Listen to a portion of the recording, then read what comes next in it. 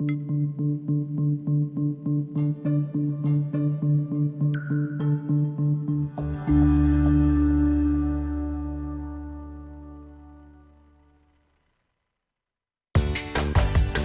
to our podcast, Doing It Right. This podcast reveals authentic stories from successful leaders doing it right. It's about their journey to become a leader, their choices, motivations, and lessons. In essence, how they built successful personal brands. Your host is Valerie Sokolosky, author of 8 leadership books and nationally known as an authority on executive presence and personal branding. Let's get started. Here's Valerie. Welcome again. What a wonderful show we're going to have today. And I want to, first of all, thank a lovely boutique named Betty Ryder, where I am wearing this lovely, smashing, subtle colored shirt today. So thank you. This is a luxury brand boutique in Parks, in Preston Center in Dallas, Texas. And stop by. They've got incredibly beautiful clothes.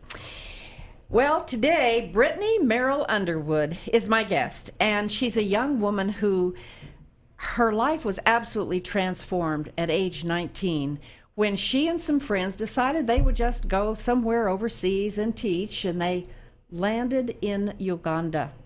And I'm going to let Brittany tell that story because it's the most incredible story I've ever heard. But let me tell you just one other thing because she won't brag on herself. She now is the CEO and founder of the Akola Project and Akola Jewelry, and she's found so many ways to help women in crisis in this impoverished area of Uganda. Here's what I want to share with you. In 2017, Brittany was named among the world's top CEOs in Inc. magazine, the best person in the world by Yahoo in 2014, and was honored by Levi as one of 50 women around the world who have changed the political, the cultural, and the spiritual shape of the future. You talk about doing it right. Brittany, I'm just really grateful that you took the time to come over here and do this. I'm happy to be here. Thank you for having me. It's amazing. I just want you to start with the story. Yeah. 19 years old. Yep. How did this all start? Yeah, by accident, which is the best part of the Akola story. I promised 2 friends we'd have a summer adventure. I was a sophomore at SMU and thought we would, teach somewhere in the world. And they signed us up to be in Uganda. How did they sign you up to Uganda? It's funny because I tuned out of the conversation for a week and kind of patched back in. They said, "Oh, we're going to Uganda." And I said, whoa. First of all, where's Uganda? I didn't know where it was on the map. I didn't know it was in Africa.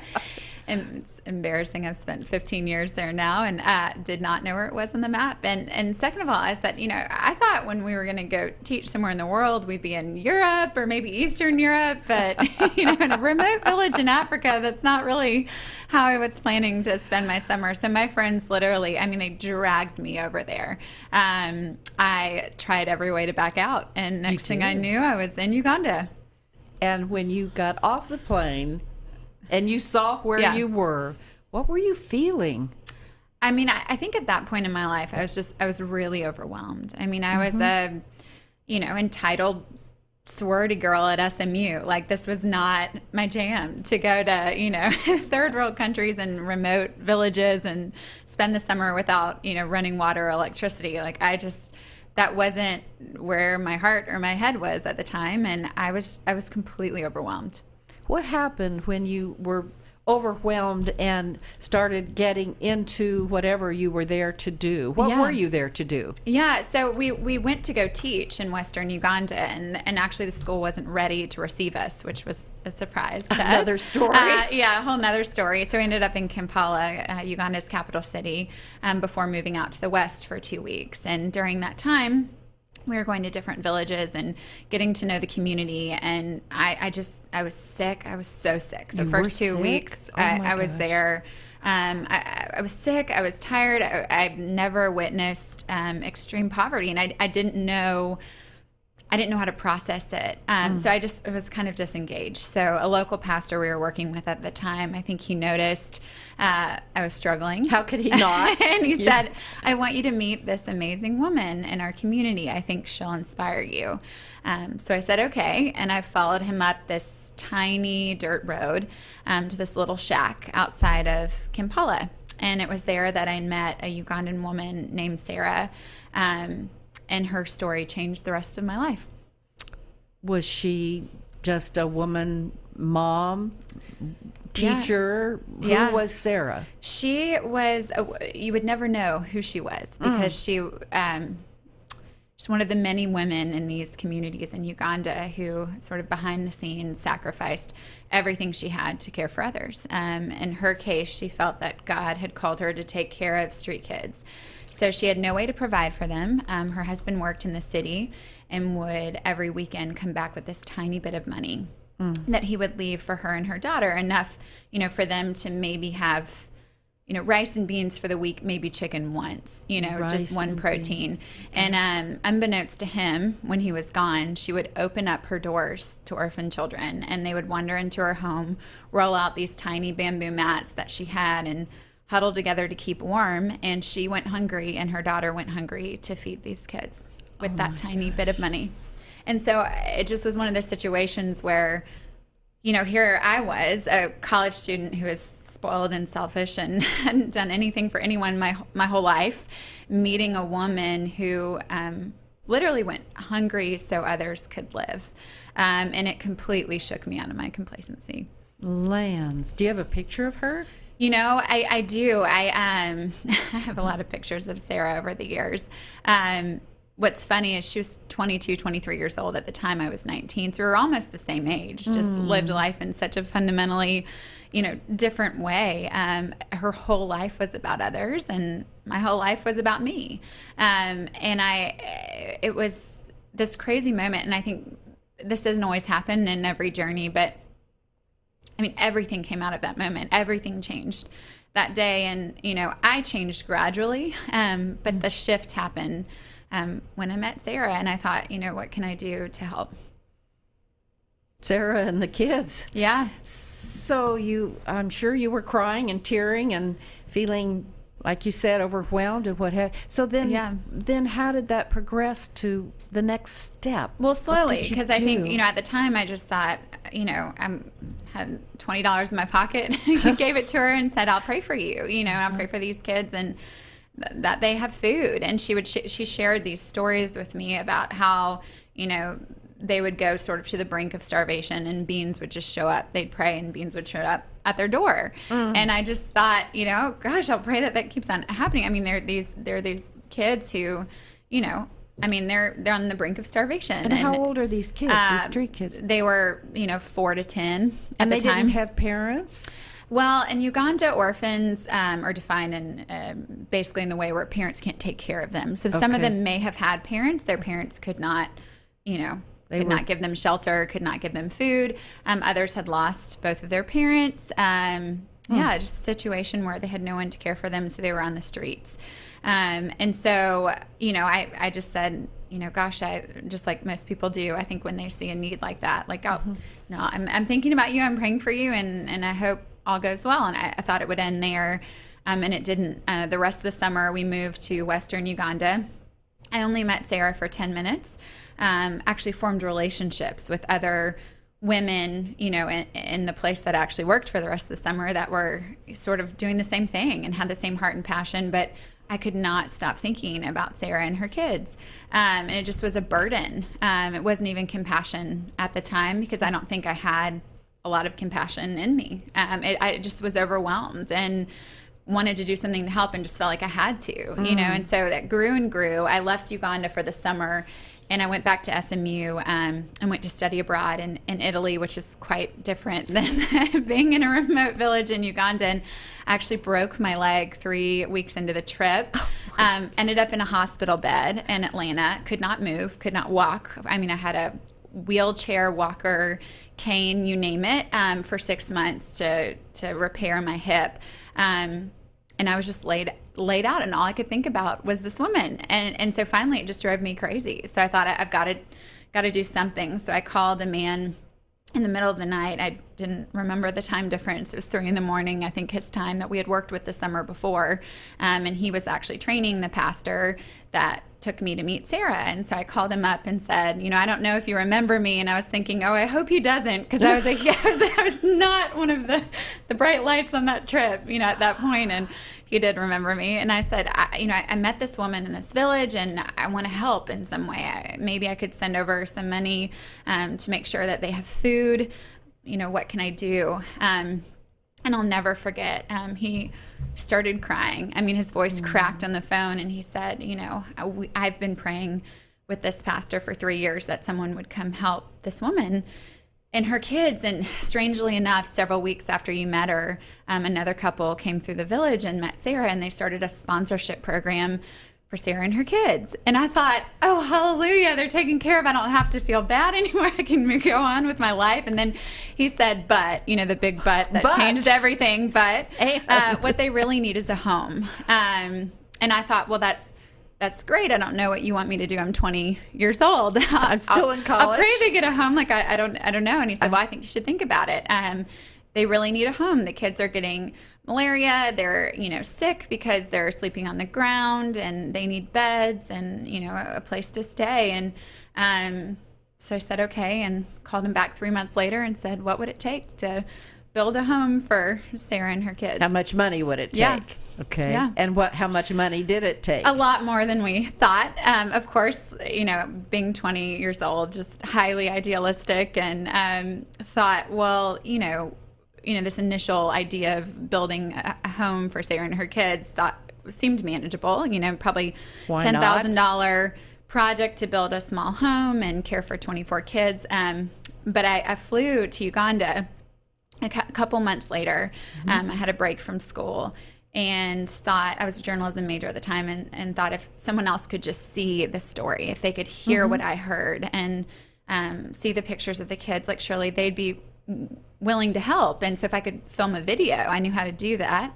Great as a journalism idea. major. And, other people could hear the story, and maybe I could raise $10,000 to, build this home. And so I went over there. And anytime you do work in rural communities in East Africa, the whole community is involved. It's not just who you're partnering with. It's, the elders and the LC chairs and the leadership from the village. And you end up in these sort of ceremonies where everyone has an opinion, everyone's involved. And, I'm 20 years old trying to shoot this video. And next thing I know, I'm part of this village council. And I'll never forget, there was an older man, and he was sort of mad. I thought, well, why is he mad? I'm trying to help and build this home for these kids. And he said, look around. And I did. And he said, what do you see? And, I said, well, a lot of shacks. I see a slum. He was like, what else do you see? I said, children. He goes, yeah, there's a lot more children than these 24 children who need a home. And at that time, we had, started working on buying this piece of land to build this, little, what was this tiny house on. And he said, on that same plot of land, you could build an orphanage for every kid in this community who needs a home, and no kids would be on the street. So I literally returned from Uganda with truly plans for an orphanage on a napkin at Fuel X. We went to this gas station and kind of, dreamed about what this building would look like, and came home and told my parents I was building a orphanage in Uganda. As simple as that. So the plan, Speak it and it happens. The plan went from this, tiny home to this $1 million project to build a 3-story orphanage for 200 kids in Kampala. So it grew really fast. This is just, I don't know about you listening and watching, but this is, all right, so incredible is what I was going to say. So from that, you obviously built it. We built it, yeah. So started raising the money, the video. At that time we just had, these DVDs, and, we had people come to our fundraisers, and they were so moved by the story, they would pick up a stack of DVDs and just send them to their friends, and we were getting checks in the mail from people I'd never met. I realized I had to start a nonprofit to collect donations, and which is new 20? to me. I'm 20. I don't 20. know how to do this. And so I marched in, this is the best part of the story, into the nonprofit department of SMU, and knocked on a amazing woman, Maria Dixon Hall, who teaches race relations and nonprofit at SMU, and walked in and said, I'm building this orphanage in Africa, and I thought you could help. I want to sign up for all your classes. And she looks back. She's on our board now, and she was on our board in the past. And she was like, this is my worst nightmare. This white sorority girl, going to save Africa. She was like, oh, man, Lord, what Did are you she doing? believe you? I think she just was like, oh, gosh, this is... What do I do with this 20-year-old? What do I do with this girl? And anyway, great story of just the two of us and how she helped kind of grow and shape my journey. But so signed up for all these nonprofit classes, created a nonprofit, started receiving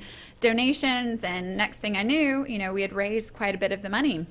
And I graduated from SMU, and I don't think I'd even thought this far of, wait, I have to be the one to make sure this happens. Like, people just entrusted me with a lot of their money. Like, I've got to go over there to make sure this building works. So I convinced 3 friends to put their post-college jobs on hold, and we literally just moved to Uganda. We were 21, 22 now years you're old. 21. Yeah, oh, and my. We had no idea what we were doing. Had to learn how to drive on, the other side of the road, and in between cows and chickens on these dirt roads. We lived in literally the most dangerous part of Kampala, and didn't know it. I mean, we just didn't know we didn't know. I had this tiny, it was sort of this concrete shack, and we had these 4 beds, and one of the guys we were with slept with a baseball bat under his bed because that was our form of security. Fishermen would catch us fish, and we'd eat it, and that was our start to this journey to build, this orphanage in Uganda. Brittany, this is clearly you were born to do this work. Now it went, right? Yeah, so we built it. And what's funny about, I feel like in some ways I was born to do this work, but in other ways I'm the least likely person. Well, that's the point, isn't it? Candidate it grew me up as a person. I mean, and continues over the past 15 years. I feel like this work has, I've become, an adult through this work. I mean, I've been the women that we work with, and the communities that I've spent my 20s and now my 30s, and I feel like they've shaped so much of how I see the world and others, and raised me in some ways. But yeah, so we finished the building in 2008, early 2009. I mean, made every mistake in the book. Just got pummeled in some ways. And a lot of, we joke now, a lot of our friends who've been working in Uganda for, 10, 15, 20 years will get together in Kampala, and everyone jokes after 1 or 2 glasses of wine, all the horrific stories of all the ways you just totally screwed up that, no one else knows about come to the table. And somehow they, always center around projects like these. And we just, we got hammered. And so, I mean, to the point where... What does hammered look like? What do you mean? Lied to, cheated, stolen from, safety, our lives at one point, threats. And you kept going. Yeah, we kept going. And it was the most difficult 5 years of my life. Why did you keep going? How did you keep going? Just determination. Just thought we said Committed? we're going to do this, and we're going to do it. And we're going to figure it out. And I think what I wasn't prepared for, though, was sort of, I knew we'd figure out how to build the building, and we did. It's one of the most beautiful buildings outside of Kampala. I mean, we did an excellent job with the building, but everything else around it that we couldn't control, So, we opened the building, and 2 months later, Sarah's husband, who had, sort of not been around in the past, saw money come through the door and an opportunity, and he came back and sort of took on this project. And he was not as good of a man as Sarah was a woman. And 2 months after we opened the building, he rented it out, didn't tell us, to a school to make money. And we found out. And this is a building that was supposed to be used for, Yes, orphan and your disadvantaged building. children.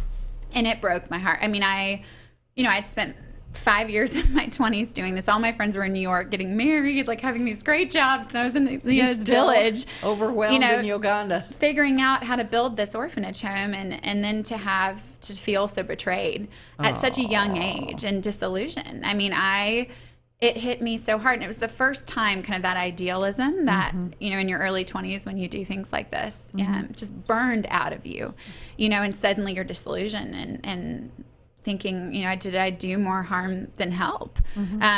Should I have come in the first place? Like, did I really hear like this voice that I was supposed to do that? Or did I make it up in my own mind, and even questions around, my faith in God and his role in this, like it just turned everything upside down. And I'll never forget, I went to one of my mentors in Uganda. He had worked there through Idi Amin for, 30, 40 years, and just this wise old man, and said, I'm leaving and I'm never coming back. Like I feel like I've just, done more harm than help. And this whole thing's falling apart and I just want to go home. And he laughed, which wasn't what I wanted to hear at the time. And he just kind of chuckled and he said, that's what's wrong with you millennials. And I said, what do you mean? And he said, you come and you have, all the idealism in the world and you're ready to, change the world. And something goes wrong and you leave and you quit and you don't go back. And he goes, he basically said, here's my challenge to you. You're 25 now. This was 10 years ago. And he said, what if you committed to this country? Imagine what you could do by the time you're 60 or you're 70 or 25. Now, look at all that you've learned in just, look what you've 5 done. years of working here. And he said, I challenge you to stay. And he said, I think probably the first 5 years you were here could have done more harm than help. But I bet the next 20, 30, 40, 50 years you spend in this country, you can learn from all the mistakes you made and create something wonderful. And I listened to him and I stayed, and that was the start of Akola.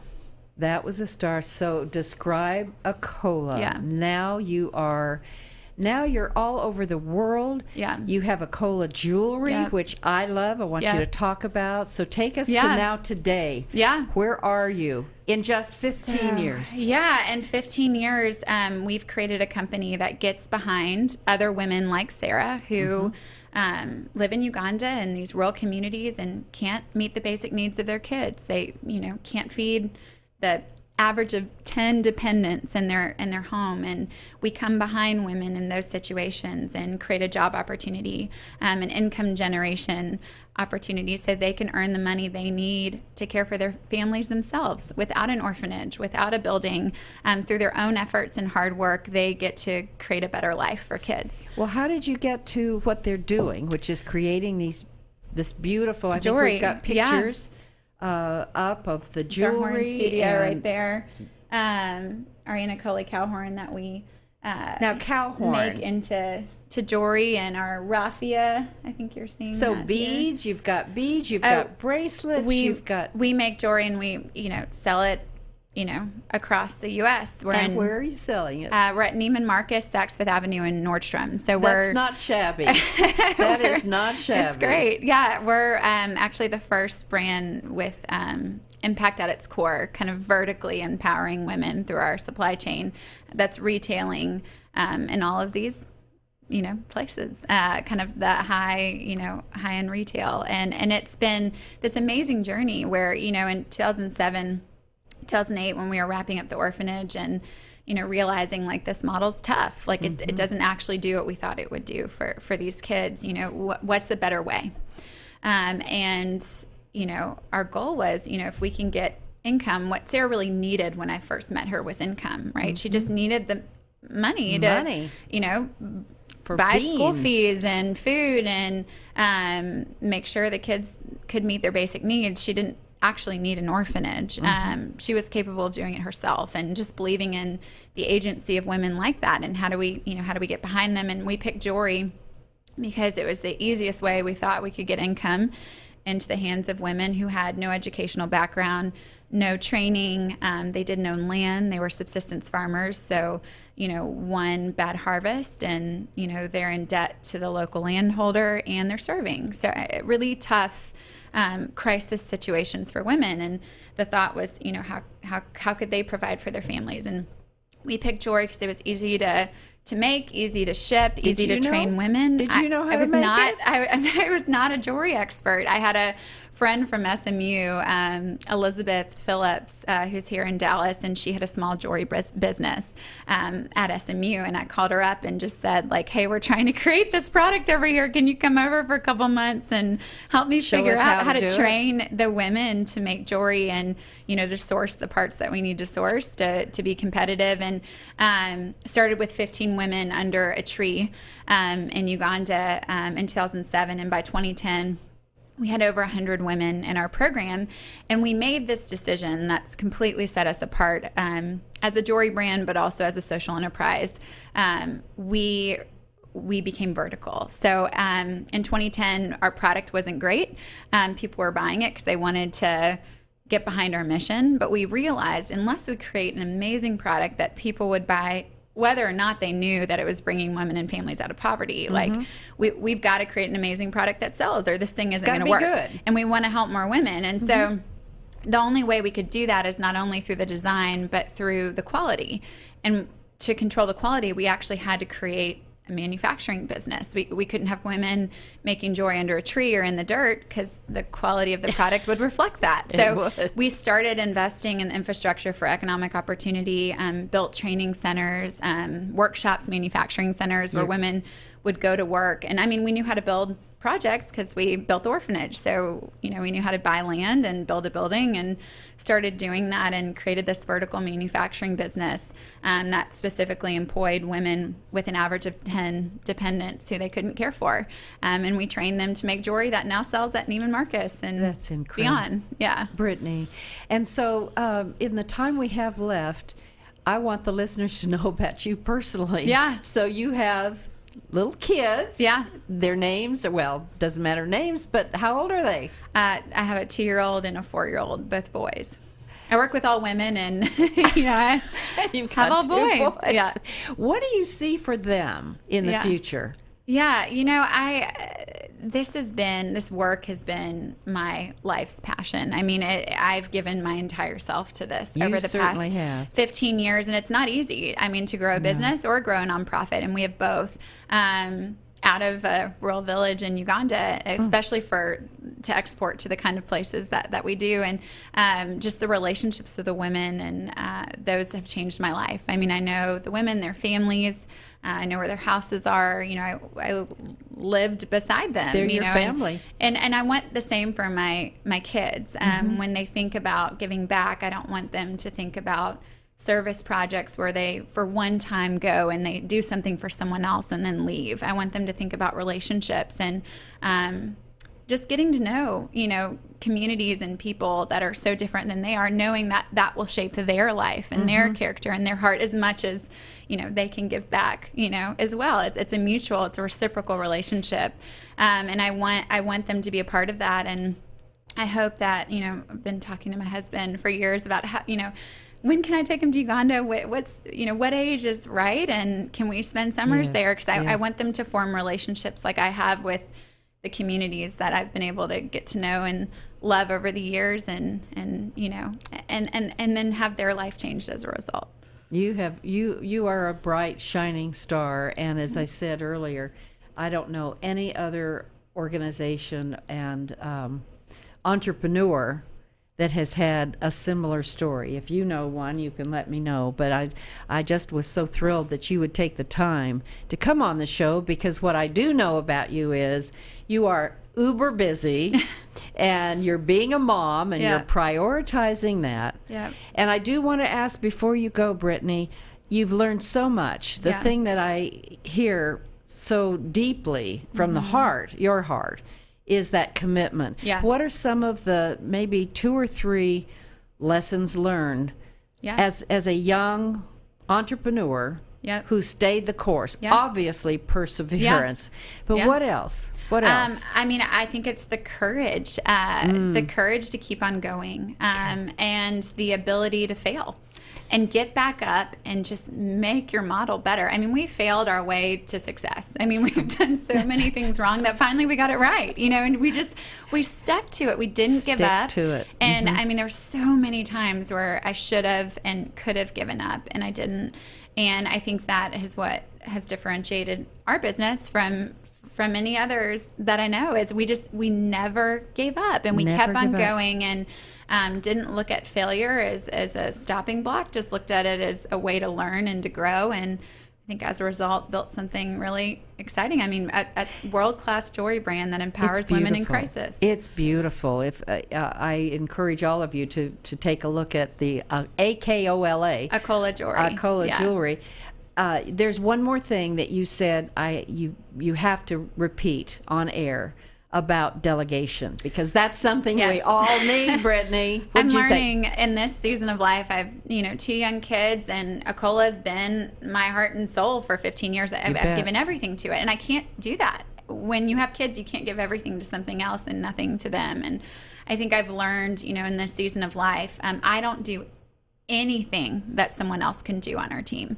My litmus test for what I say yes to is, if no one else can do it and I'm uniquely designed to, then I will take it on. But if anyone else can do it, they should. Boy, is that, and they do. Is that a lesson? If anyone else, I mean, when you said that to me, it went,